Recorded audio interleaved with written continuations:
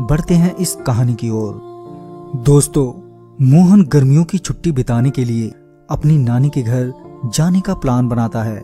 मोहन को शहर की भीड़-भाड़ और तंग गलियों से गांव की हरियाली, खुलापन ज्यादा पसंद था। जैसे ही छुट्टियां शुरू हुई, मोहन अपने नानी के घर यानी ननिहाल पहुंच गया। तो फिर क्या था, दिन भर दोस्तों के साथ मस्ती, कभी खेतों में, कभी बगीचे में, और तो और गर्मियों में सबसे पसंदीदा जगह गांव का तालाब, जहां सभी बच्चे धमा चौकड़ी मचाते थे। ऐसे ही एक दिन मोहन और उसके दोस्त गांव के तालाब से लौट रहे होते हैं कि रास्ते में मोहन को अचानक ही बहुत कमजोरी लगने लगती है, साथ ही सर भी भारी हो जाता है। मोहन को लगा कि आज कुछ ज्यादा ही मस्ती हो गई, जिससे उसे इतनी थकान महसूस हो रही है। हमेशा की तरह वह घर पहुंचा और अपने नाना नानी को दिन भर की बातें बताने लगा। अब तक शाम हो चुकी थी, मगर मोहन का सर दर्द अब बढ़ने लगा था, साथ ही उसे बुखार भी चढ़ गया था।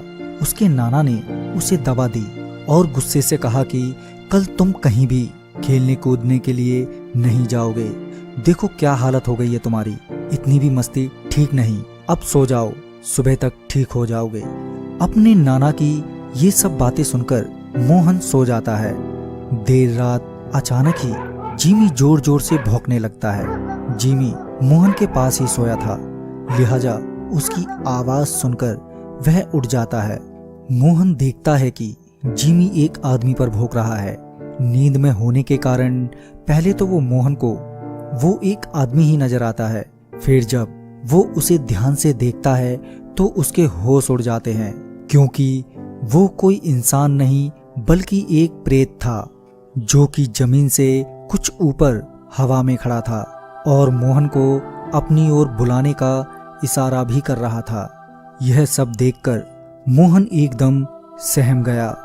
वो अपनी जगह से हिल ही नहीं पा रहा था कि तभी जिमी के लगातार भौंकने से उसके नाना नानी भी जाग जाते हैं। जब उसके नाना जी मोहन के पास पहुंचे तो देखा कि मोहन बहुत ही घबराया हुआ है और डर से कांप रहा है।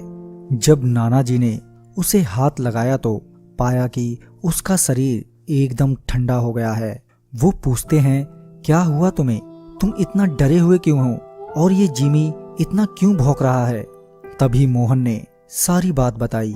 अगले दिन ही मोहन को गांव के ओझा के पास ले जाया गया, जहां ओझा ने बताया कि कल जब मोहन तालाब से दोस्तों के साथ खेलकर लौट रहा था, तब इसने वहीं रास्ते में एक जगह पेशाब किया जहां किसी की चिता जलाई गई थी, जिस वजह से उस व्यक्ति की आत्मा का अपमान हुआ और वो इसके पीछे पड़ गया है।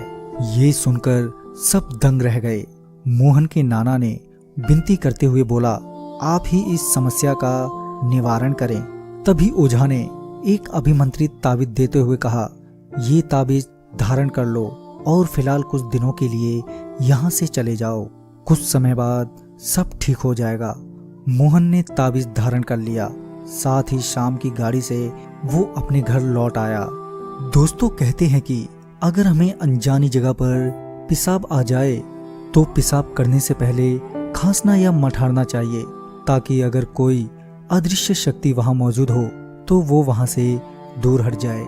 तो दोस्तों इस वीडियो में बस इतना ही। दोस्तों, नेटवर्क 33 ऐसी किसी भी घटना का सत्य होने का दावा नहीं करता। दर्शकों से हमारी अपील है कि सिर्फ आप इसे मनोरंजन की दृष्टि से ही देखें। मैं आपका दोस्त राजकुमार जल्द ही मिलता हूँ, तब तक के लिए बाय, टेक केयर।